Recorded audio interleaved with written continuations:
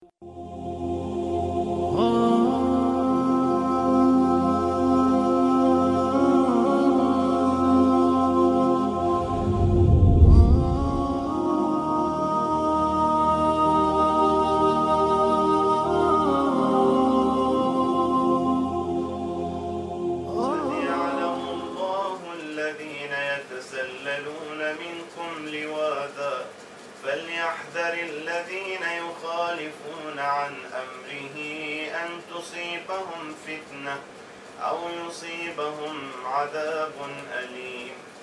ألا إن لله ما في السماوات والأرض قد يعلم ما أنتم عليه ويوم يرجعون إليه فينبئهم بما عملوا والله بكل شيء عليم.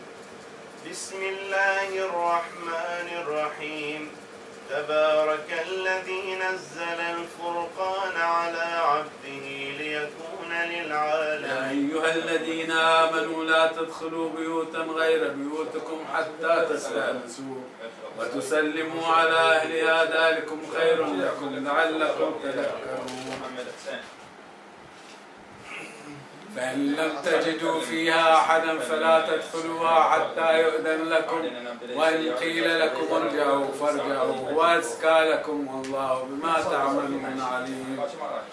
ليس عليكم جناح أن تدخلوا بيوتا غير مسكونة فيها متاع لكم والله يعلم ما تبدون وما تكتمون. الذين هم في صلاتهم خاشعون والذين هم عن اللغو معرضون والذين هم للزكاة فاعلون والذين هم لفروجهم حافظون إلا على أزواجهم أو ما ملكت أيمانهم فإنهم غير ملومين.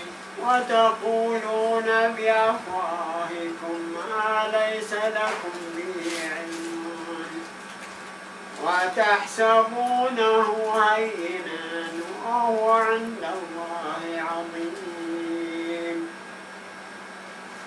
ولولا إذ سمعتموه قلتم ما يكون لنا أن نتكلم بهذا سبحانك هذا بهتان عظيم.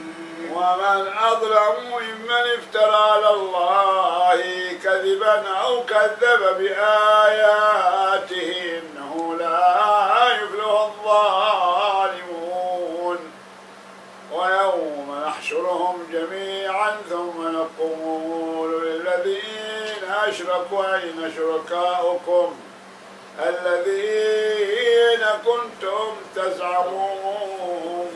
ولكل جعلنا مواليا مما ترك الوالدان والأقربون والذين عقدت أيمانكم فآتوهم نصيبهم إن الله كان على كل شيء شهيدا.